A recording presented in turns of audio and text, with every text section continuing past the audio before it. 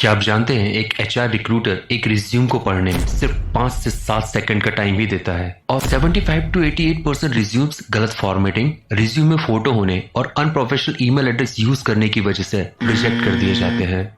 नमस्कार दोस्तों, आपसे दोबारा मिलकर खुशी हुई। हमारे YouTube चैनल एम्बिशियस मास्टर में आपका स्वागत है। हम पिछले 6 सालों से ट्रेनिंग एंड प्लेसमेंट सेक्टर में काम कर रहे हैं। एक जॉब सीकर या नौकरी सर्च करने वाले कैंडिडेट्स ये अच्छे से जानते हैं कि हायरिंग मैनेजर की नजर में उनका रिज्यूम उनका फर्स्ट इंप्रेशन होता है, इसलिए आप आपके रिज्यूम को सबसे बेस्ट बनाना चाहोगे।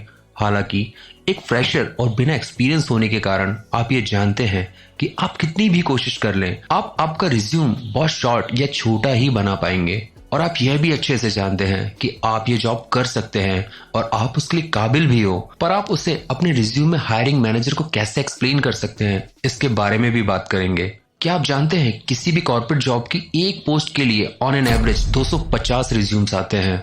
तो चलिए शुरू करते हैं। चाहे आपने हाल ही में ग्रेजुएशन कंप्लीट की हो या आप एक प्रोफेशनल हो या बिना किसी डिग्री के कम एजुकेटेड कैंडिडेट, आपके पास एक्सपीरियंस बहुत कम या बिल्कुल भी नहीं होगा, पर ज्यादातर हायरिंग मैनेजर और कंपनीज लंबा और डिटेल रिज्यूम पसंद करते हैं। पर बिना एक्सपीरियंस के आपके लिए एक डिटेल रिज्यूम बना पाना बहुत मुश्किल हो सकता है। इस वीडियो में हम जानेंगे कि हम एक डिटेल रिज्यूम कैसे बना सकते हैं। तो चलिए शुरू करते हैं। पर इससे पहले आपको बता दूं कि सिर्फ एक टाइपो या टाइपिंग एरर के कारण 61% रिक्रूटर रिज्यूमे को रिजेक्ट कर देते हैं। तो बात करते हैं फर्स्ट पॉइंट की, जो है रिज्यूमे फॉर्मेटिंग। हाल ही में आपने ब्राइट ग्राफिक्स, कलर्स और अलग अलग फॉन्ट वाले बहुत सारे ट्रेंडी रिज्यूम टेम्पलेट देखे होंगे। हालांकि वे देखने में बहुत अट्रैक्टिव लग सकते हैं, पर ये ऑनलाइन जॉब सर्च करने के लिए प्रैक्टिकल या सही नहीं है, क्योंकि आपके इस रिज्यूम को online application tracking system read नहीं कर पाता, जिससे आपका जॉब एप्लीकेशन हायरिंग मैनेजर के पास पहुंचने से पहले ही ऑटोमेटिक रिजेक्ट हो जाता है और आपको लगता है कि हायरिंग मैनेजर या कंपनी ने आपका रिज्यूम रिजेक्ट कर दिया है,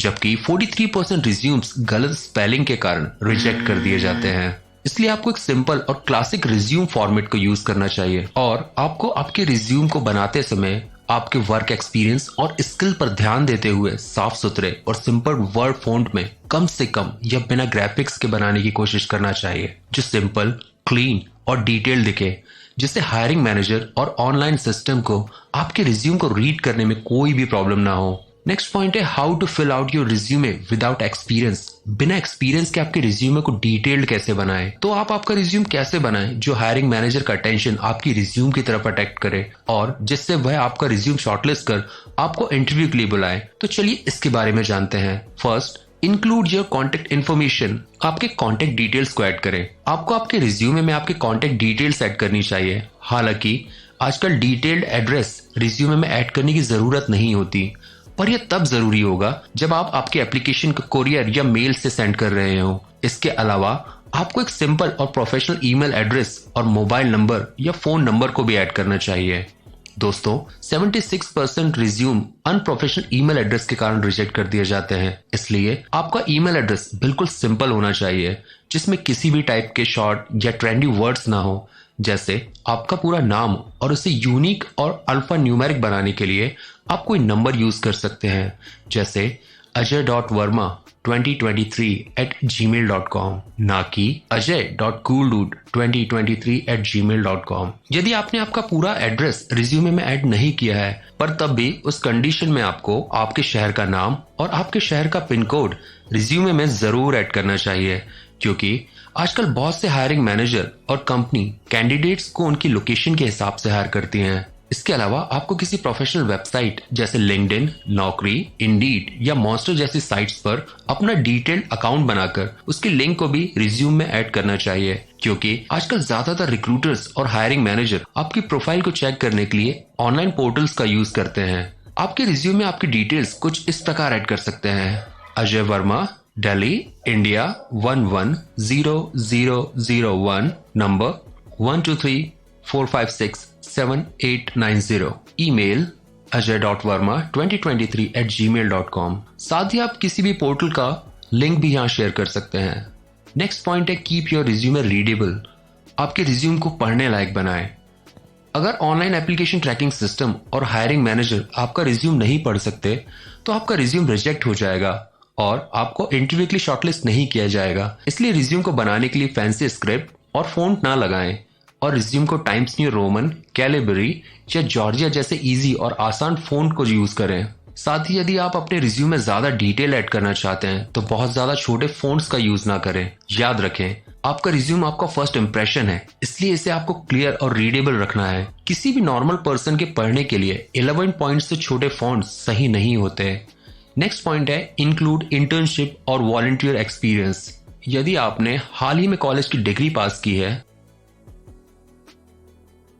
तो आपके पास वर्क एक्सपीरियंस बहुत कम या ना के बराबर होगा, इसलिए आप कॉलेज में की हुई एक्स्ट्रा करिकुलर एक्टिविटीज के बारे में ऐड कर सकते हैं। और यदि आपने कॉलेज में रहते हुए कुछ स्किल्स सीखे हैं तो उसे भी आप ऐड कर सकते हैं। साथ ही आप किसी इंटर्नशिप, कोई प्रोग्राम कोर्स या कोई वॉलंटियर वर्क जो आपने कॉलेज में किया हो उसे ऐड कर सकते हैं, क्योंकि एक्सपीरियंस तो एक्सपीरियंस होता है। फॉर एग्जाम्पल, आपने किसी हेल्थ अवेयरनेस कैंपेन में पार्टिसिपेट किया हो, आपने किसी inter level college quiz contest में पार्टिसिपेट किया हो, और आपने कोई नई स्किल या प्रोग्रामिंग लैंग्वेज कॉलेज या किसी इंस्टीट्यूट में सीखी हो।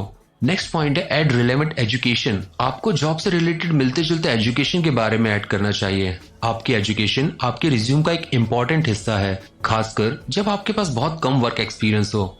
इस कंडीशन में आपकी एजुकेशन आपके रिज्यूम में सबसे ऊपर होनी चाहिए। नेक्स्ट पॉइंट है फोकस ऑन की स्किल्स।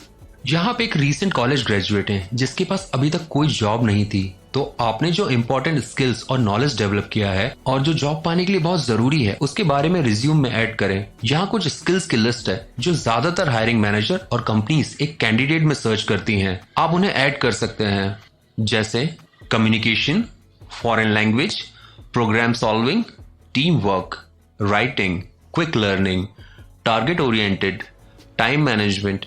आपने ये स्किल्स स्कूल या कॉलेज में पढ़ते हुए या कोई वॉलंटियर प्रोजेक्ट को करते हुए या एक्स्ट्रा करिकुलर एक्टिविटी में पार्टिसिपेट करते हुए जरूर सीखी होंगी। तो जब भी आप जॉब के लिए अप्लाई करें तो अलग अलग कैटेगरी के जॉब्स के लिए अलग अलग स्किल्स को हाईलाइट करें। और यदि आपको किसी स्पेसिफिक जॉब के लिए कोई नई स्किल सीखनी पड़े तो समय निकालकर उसे जरूर सीखें, क्योंकि दोस्तों 75% ग्रेजुएट्स को सिर्फ इसलिए जॉब नहीं मिलती क्योंकि उनके पास जरूरी स्किल्स नहीं होती। नेक्स्ट पॉइंट है फिल योर रिज्यूमे। कभी कभी यदि आपके पास लिमिटेड या कम वर्क एक्सपीरियंस है तो आपका रिज्यूम बहुत छोटा या शॉर्ट बनेगा। हालांकि वर्क एक्सपीरियंस की कमी का मतलब यह नहीं है कि आप इस जॉब पोस्ट के लिए एलिजिबल या योग्य नहीं हैं। अपनी जरूरी स्किल्स, एजुकेशन, वॉलंटियर एक्सपीरियंस को ध्यान में रखकर आप एक डिटेल्ड रिज्यूम बना पाएंगे जो हायरिंग मैनेजर और कंपनीज के लिए अट्रैक्टिव होगा और आपके इंटरव्यू कॉल्स के चांसेस भी बढ़ेंगे। तो आज हमने जाना कि इफेक्टिव और डिटेल्ड रिज्यूमे कैसे बनाया जाता है। जल्द मिलते हैं नेक्स्ट टॉपिक के साथ, जो है आपके स्किल से रिलेटेड जॉब कैसे सर्च करें। अगर आपको ये वीडियो अच्छा लगा हो तो हमारे चैनल को सब्सक्राइब कर बेल आइकन प्रेस करें, लाइक करें और शेयर करें। जल्द मिलते हैं। Good luck.